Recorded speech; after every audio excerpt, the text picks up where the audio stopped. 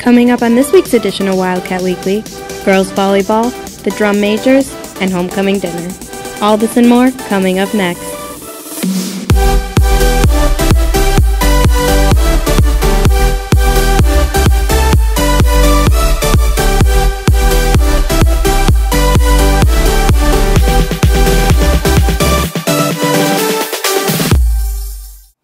Hi, and welcome to this week's edition of Wildcat Weekly. I'm your host, Bryn Ocon. The marching Wildcats are back on display this football season. Hank takes a look into the drum majors.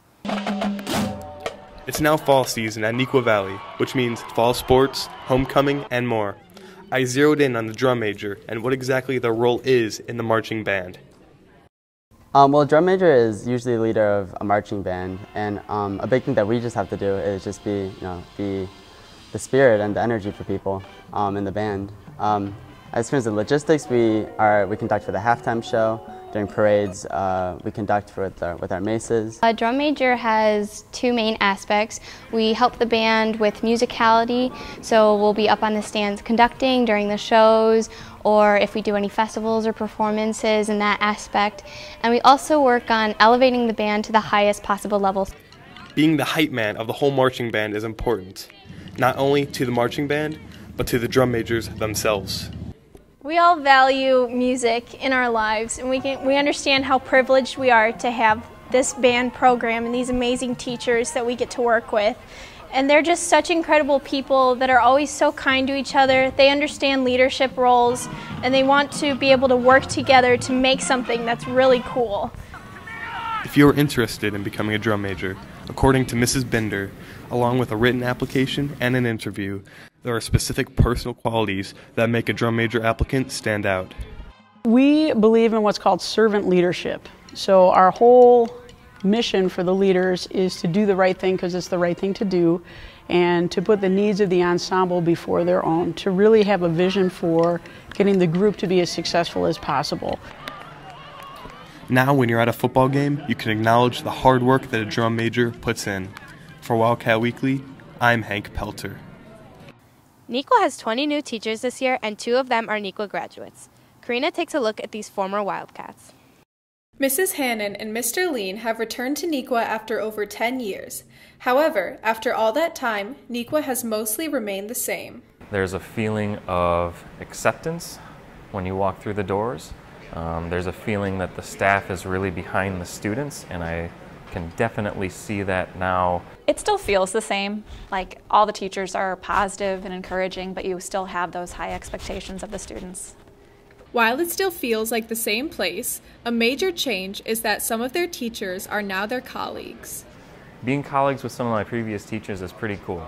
I had a lot of respect for all of the instructors that I had through high school, specifically some of the activities that I was more heavily involved in, like band.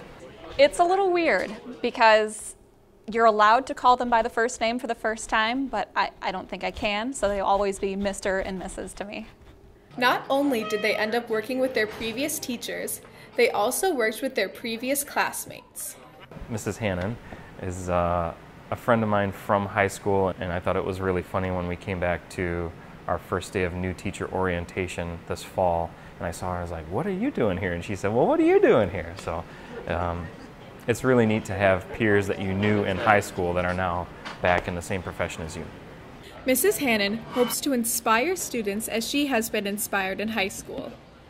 Neuqua has always been the dream to come back to because it's the place that made me want to be a teacher. So this is where my goal was, to get back to Neuqua and hopefully to inspire someone else to be a teacher too. Good luck to Mrs. Hannon and Mr. Lean as they take on Neuqua for the second time. And for Wildcat Weekly, I'm Karina Pena. The girls' volleyball season is off to a great start. Jaslyn spikes into the story. With a lot of new starters on this year's team, the varsity girls volleyball team is having a great start to the season, despite the intense schedules and competitive matches. I know we kind of make it look easy, but a lot of hard work and dedication comes behind it, so it's a lot of hours in the gym. This year, the team has a very specific goal to further advance their success. Win the DVC, which is extremely lofty because the competition is really tough with Mattia and Waubonsie and Naperville North and Naperville Central and Wheaton North. Those are the other top teams in the conference this year.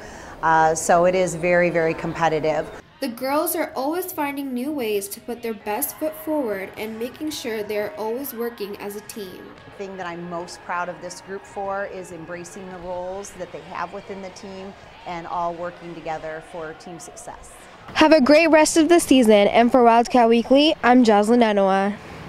Homecoming is right around the corner. Vaishnavi hits the halls to see where Wildcats are going for homecoming dinner. A crucial part of planning for homecoming is finding a place to eat. With so many options, picking the perfect place can feel overwhelming. I decided to go out and ask these Nequa students where the best place is to go for homecoming dinner. For homecoming, I'm going to have to go with Yum Yum Thai. Fogo de Chao. I definitely have to go with Don's. I'm on a budget. Houlihan's. Good wings at Hooters, right? Hooters. Francesca's. Fantina's. I'm gonna have to say Kiku. The IHOP, because it's so funny like walking into IHOP and eating pancakes in fancy dresses. The Melting Pot. Mongolian barbecue. Taco Bell. Olive Garden or Noodles and Company. Portillo's. Portillo's would be super good. Olive Garden. The Chipotle. They have queso now. Biaggi's. Kiku. Definitely McDonald's. Naperville has a lot to offer. If you're looking for something inexpensive, you can go anywhere from IHOP, Hooters, or Noodles and Company. If you want something a little more fancy, you can go anywhere from Biaggi's to Kiku. Good luck planning for an enchanting night. And for Wildcat Weekly, I'm Vaishnavi Kalyan. Remember Chris from Epic Mealtime? Well, he's back, but in a different way. Please enjoy the first installment of Standard Mealtime.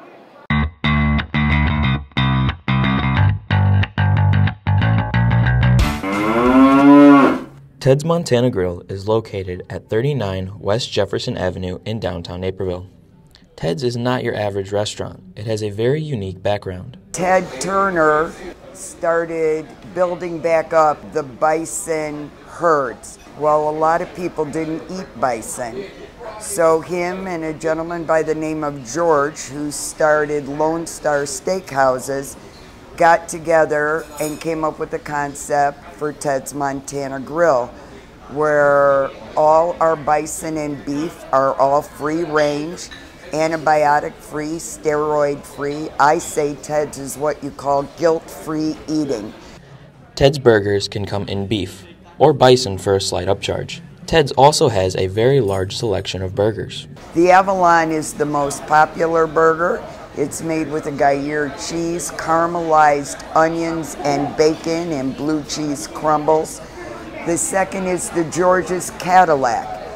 That is a beef or bison burger topped with barbecue, cheddar cheese, and our awesome onion straws. Next time you are in downtown Naperville, be sure to stop at Ted's Montana Grill for one of their delicious burgers. And for Wildcat Weekly, I'm Chris Bagayski.